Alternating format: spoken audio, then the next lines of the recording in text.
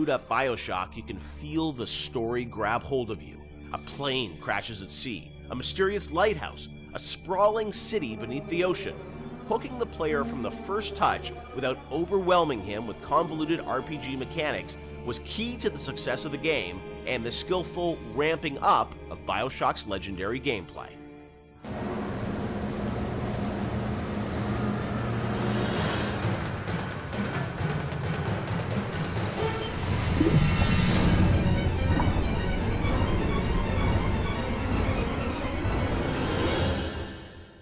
BioShock has an amazing opening sequence that I can't imagine the game without it, with the plane and sort of the crash.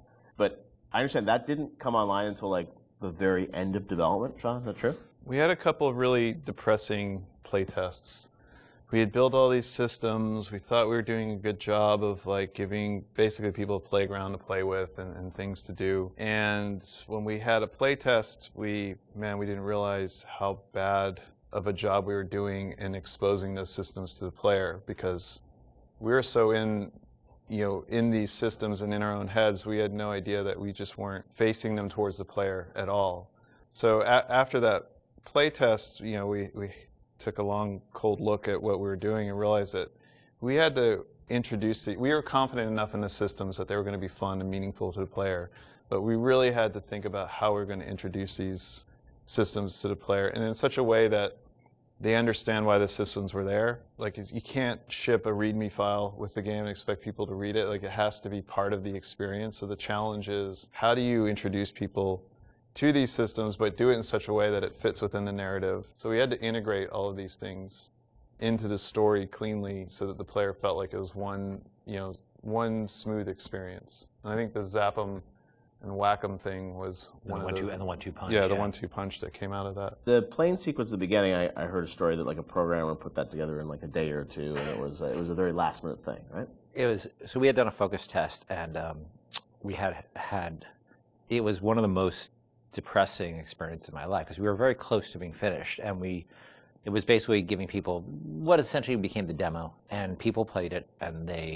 and it was in Boston, and we were sort of behind these glass windows, all these sort of Boston guys like, this is a wicked piece of shit. They hated it, and they were making fun of it, and they were saying, it's like watching some guys and dolls beating each other up, and it's the stupidest thing they've ever seen. And we thought we were in pretty good shape at that point. And I remember the focus test guy was like sort of like a doctor giving me the bad news. Right. Sorry, Ken, you better get your affairs in order. Right. And we all came into work the next day, and we were like, what are we going to do? And we were all pretty depressed. But I think we started talking. And as we talked, we started thinking about, what are they saying to us? What are these people saying to us? We think there's something there. How are they missing it? And we decided that maybe they didn't understand who they were and who their role as a character, who their role in the world was, because the game at that point started with you in the ocean, floating in the ocean after the plane crash. And the crash still was in the fiction, it just wouldn't show you it. just didn't see it, so you didn't have the voiceover saying, my parents always said I was going to do great things or whatever that. They didn't show the plane crash. We didn't establish a time period. Yeah. Because the plane is critical to establishing. You're smoking a cigarette. It's very 1960s looking.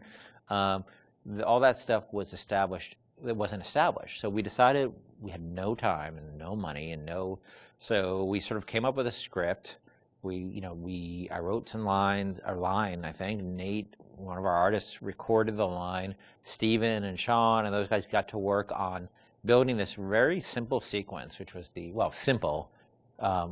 relatively simple sequence, and then the plane crash actually happens over the BioShock logo we already had, but we wrote a radio play behind that with altitude of the crash, and that I think set the emotional, and the people screaming in terror on the plane crash, that set the emotional tenor much better and explained who the player was, and all of a sudden we released. Then I think the next real encounter we had was people playing the demo, public encounter, and all of a sudden it was a very different experience. No, I remember even back in the day, I think we did a thing on TV where you kind of talked about it, and it was like that night, and I remember that night, like people on the forums were just like going nuts.